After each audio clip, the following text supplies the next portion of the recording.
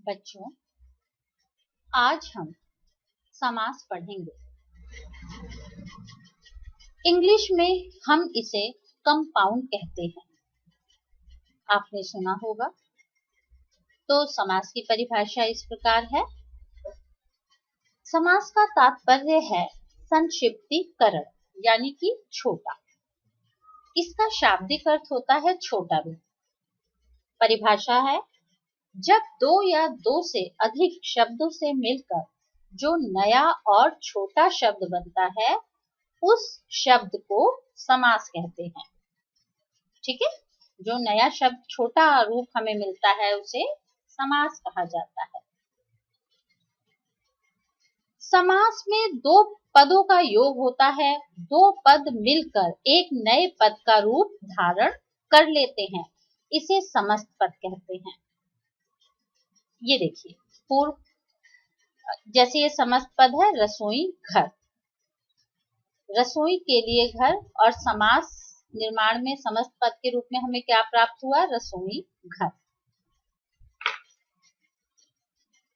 समस्त पद में पहले पद को पूर्व पद, ये रसोई पूर्व पद, तथा बाद के पद को उत्तर पद कहते हैं।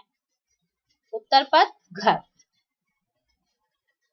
अब हम आते हैं समास विग्रह किसे कहते हैं। आपसे ये प्रश्न, समास विग्रह किसे कहते हैं, परीक्षा में पूछा जाता है। 1 नंबर के प्रश्न में सामासिक शब्दों के बीच के संबंध को स्पष्ट करना समास विग्रह कहलाता है। समास समस्त पद बनाते हुए क्या होता है, दो पदों के बीच की विभक्तियों का लोप हो जाता है। जैसे जल मग्न, ये देखिए जल मग्न, इसमें विभक्ति में का लोप हो गया। जल में मग्न, जल मग्न। समस्त पद यानी कि समास हमें जो मिला वो है जल मग्न।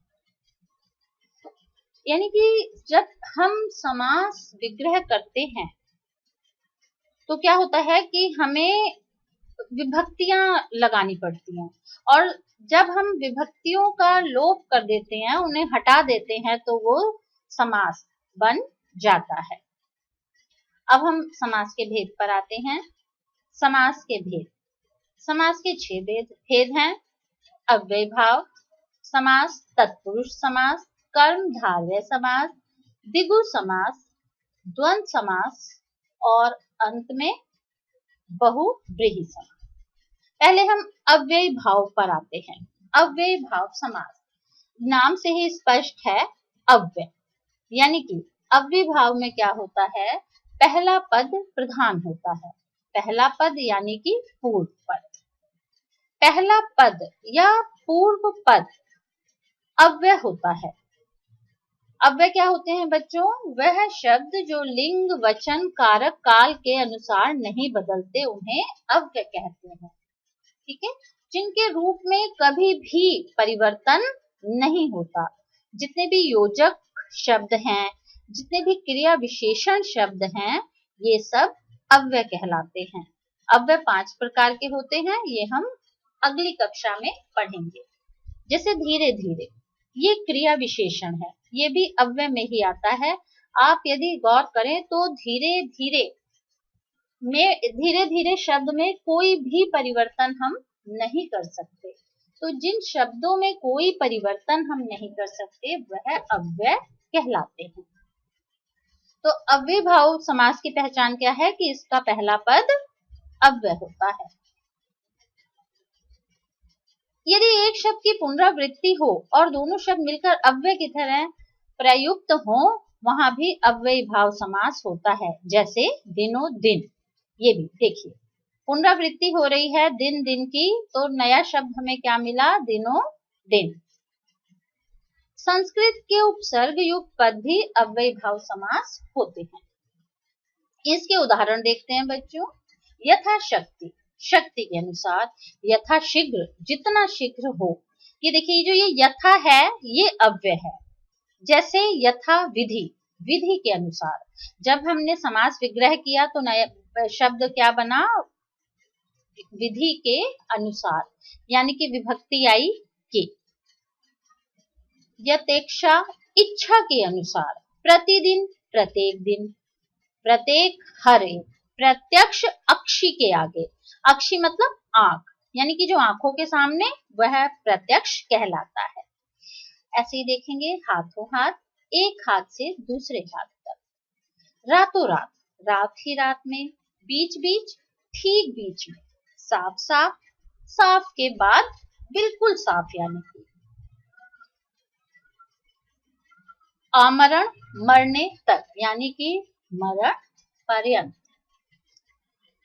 अब भरपेट, पेट भरकर, ऐसे ही इसके ये सारे उदाहरण हैं। अब अगले समास पे आते हैं हम, तत्पुरुष समास।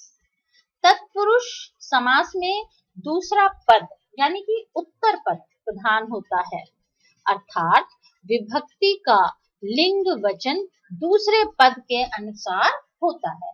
तत्पुरुष समास की क्या पहचान है कि इसमें दूसरा पद यानी कि उत्तर पद प्रधान होता है और कारक विभक्तियों का लोप हो जाता है। देखिए, कर्म तत्पुरुष को विभक्ति का लोप हो जाएगा, जैसे कृष्णार्पण, कृष्ण को अर्पण, सुखद, नेत्रों को सुखद यानी कि सुख देने वाला, वनगमन, वन को गमन, वन को जाने वाला, जेब कतरा, जेब को कतरने वाला। ऐसे ही करण तत्पुरुष से और के द्वारा विभक्तियों का लोप हो जाता है। ईश्वर प्रदत्त, ईश्वर से प्रदत्त यानी कि ईश्वर के द्वारा मिला हुआ, हस्तलिखित, हाथ से लिखित, रत्न जड़ित, रत्नों से जड़ित। अब हम आते हैं संप्रदान तत्पुरुष, इसमें के लिए विभक्ति का लोप होता है, जैसे हवन सामग्री, हवन के लिए सामग्री, विद्यालय, विद्या के लिए आलय, गुरु दक्षिणा, गुरु के लिए दक्षिणा। अब अपादान तत्पुरुष पे आते हैं, इसमें से विभक्ति का लोप हो जाता है और से यहाँ पर अलग होने के अर्थ में है, जैसे ऋण मुक्त, ऋण से मुक्त, मार्ग भ्रष्ट, मार्ग से भ्रष्ट, यानी कि जहां पर अलग होने का भाव होता है वहां पर अपादान कारक होता है, तो ये अपादान तत्पुरुष। देश निकाला, देश से निकाला। संबंध तत्पुरुष में का, के, की विभक्ति का लोप होता है। मंत्री परिषद, मंत्रियों की परिषद। प्रेम सागर, प्रेम का सागर। राजमाता, राजा की माता। अमचूर, आम का चूर्ण। रामचरित, राम का चरित। इसमें का विभक्तियों का लोप हो गया, तो ये संबंध तत्पुरुष समास है। अब हम अधिकरण तत्पुरुष में आते हैं, इसमें में, पे, पर विभक्तियों का लोप होता है, जैसे वनवास, वन में वास। जीव दया, जीवों पर दया। ध्यान मग्न, ध्यान में मग्न। घुड़सवार, घोड़े पर सवार। अब तीसरे समास पर आएंगे बच्चों, जो कि है द्वंद्व समास। द्वंद्व समास की पहचान, द्वंद्व समास में दोनों पद प्रधान होते हैं, यानी कि दोनों पद कहते हैं कि ना मैं कम, और पूर्व पद कहता है ना मैं कम, उत्तर पद कहता है ना मैं कम। दोनों में द्वंद्व होता है, युद्ध होता है। दोनों पद प्राय एक दूसरे के विलोम होते हैं, पर सदैव नहीं, जैसे दिन रात, सुख दुख, कुछ मतलब होते हैं विलोम शब्द, पर हमेशा नहीं, जैसे दाल रोटी, ये विलोम नहीं है। इसका विग्रह करने पर और अथवा या का प्रयोग होता है। इसके उदाहरण देखेंगे, जैसे माता पिता, माता और पिता। दाल रोटी, दाल और रोटी। पाप पुण्य, पाप या पुण्य। अन्न जल, अन्न और जल। उसी प्रकार भला बुरा, भला या बुरा। रुपया पैसा, रुपया और पैसा। ये सारे द्वंद्व समास के उदाहरण हैं, और द्वंद्व समास आपको छठी कक्षा से ही पढ़ाया गया है, इसलिए आपको द्वंद्व समास के उदाहरण और विग्रह के बारे में अवश्य पता होगा। अब हम आगे आते हैं द्विगु समास पर। द्विगु समास में क्या होता है कि जो इसका पूर्व पद यानी कि जो पहला पद होता है वो संख्यावाचक होता है, और कभी कभी पर पद यानी कि उत्तर पद भी संख्यावाचक हो सकता है। द्विगु समास में प्रयुक्त संख्या किसी समूह का बोध कराती है, अन्य अर्थ का नहीं, जैसा कि बहुव्रीहि समास में देखा जाता है। हम आगे पढ़ेंगे बहुव्रीहि समास। तो यहाँ पर जो संख्या होती है वो एक समूह विशेष का बोध कराती है, किसी तीसरे अर्थ का नहीं। तीसरे अर्थ का जो बोध होता है वो बहुव्रीहि समास में होता है। जब आप आगे पढ़ेंगे तो आपको अच्छे से समझ आ जाएगा। इसका विग्रह करने पर समूह या समाहार शब्द प्रयुक्त होता है। उदाहरण देखेंगे, दो राह, दो राहों, राह मतलब रास्ता, दो राहों का समाहार यानी कि जहाँ दो रास्ते आकर मिल जाते हैं उसे हम दो राह कहते हैं। पक्ष द्वय, दो पक्षों का समूह। संपादक द्वय, दो संपादकों का समूह। आगे देखेंगे, त्रिभुज, तीन भुजाओं का समाहार यानी कि त्रिकोण जो आप बनाते हैं, ट्रायंगल। त्रिलोक, तीन लोकों का समाहार। त्रिरत्न, तीन रत्नों का समूह। संकलन त्रय, तीन का समाहार, जहां पर तीन कोई वस्तु इकट्ठी हो उसे संकलन त्रय कहते हैं। आप देख रहे हैं बच्चों, इसका पहला पद सारा संख्यावाचक है, जैसे चतुर्भुज, चार भुजाओं का समाहार। रेखीय आकृति आप बनाते हैं, चार भुजाएं, स्क्वायर जिसे आप बोलते हैं। पंचामृत, पांच अमृतों का समाहार। पंचवटी, पांच वटों का समाहार। वट मतलब वृक्ष, जहां पर पांच वृक्ष एक साथ हैं उसको हम क्या कहते हैं, पंचवटी। तो यहाँ पर पहला पद जिसका संख्यावाचक होगा वह द्विगु समास कहलाता है। पहला पद यानी कि पूर्व पद संख्यावाचक होता है। अब हम आगे आते हैं, कर्मधारय समास। कर्मधारय की विशेषता या पहचान। कर्मधारय समास में एक पद विशेषण होता है तो दूसरा पद विशेष्य, यानी कि यहाँ विशेषण विशेष्य का भाव होता है।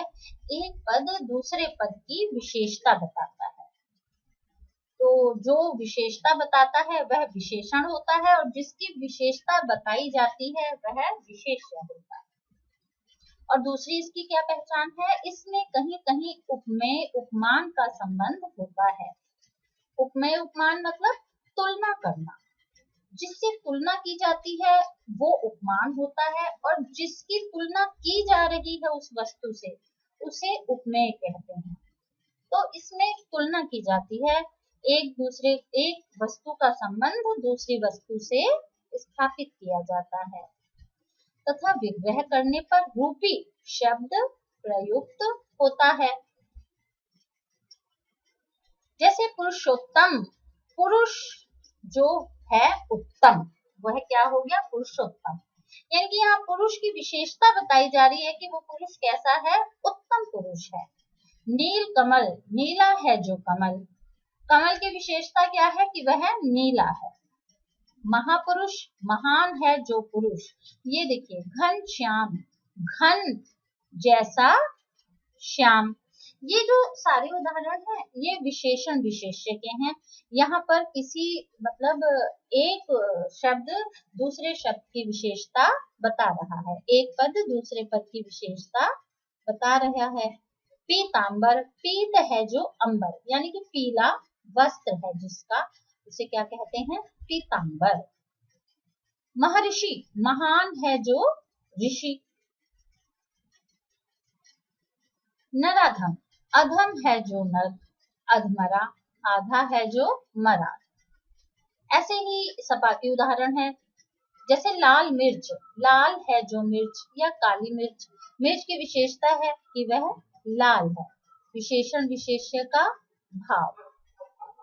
जैसे चरण कमल, चरणों के समान कमल, यहाँ पर उपमान उपमेय का भाव है, क्योंकि यहाँ पर जो चरणों की तुलना है वो किससे की जा रही है? कमल के समान बताया जा रहा है चरण कमल, यानी कि कमल के समान चरण।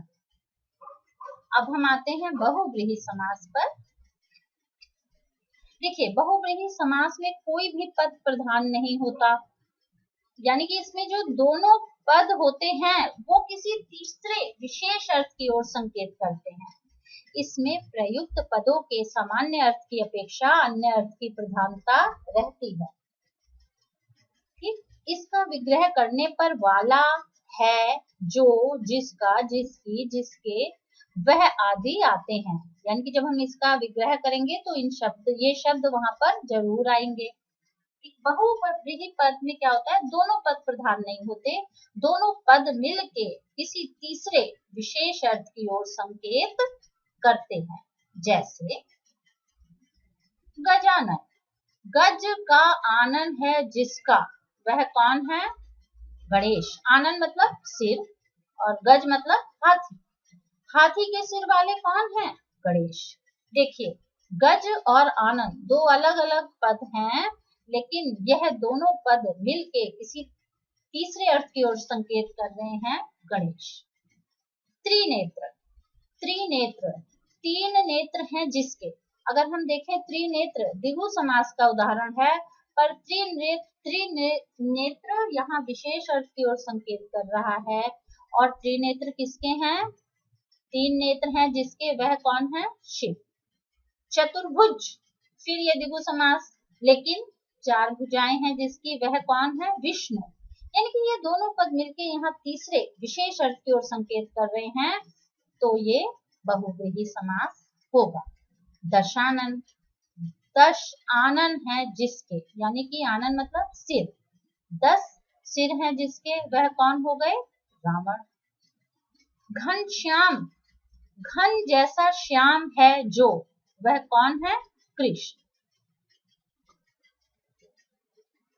यानी कि श्याम जो, घन मतलब बादल, बादल कैसे होते हैं? थोड़े से सांवले से होते हैं, इसलिए श्याम की तुलना उन्हीं बादलों से की गई है। पीतांबर, पीत है जिसके, पीत अंबर है जिसके, वह कौन हुए? विष्णु। अंबर मतलब वस्त्र, पीले वस्त्रों वाले कौन है? विष्णु। गिरिधर, गिरि को धारण करने वाले हैं जो, वह कौन है? कृष्ण।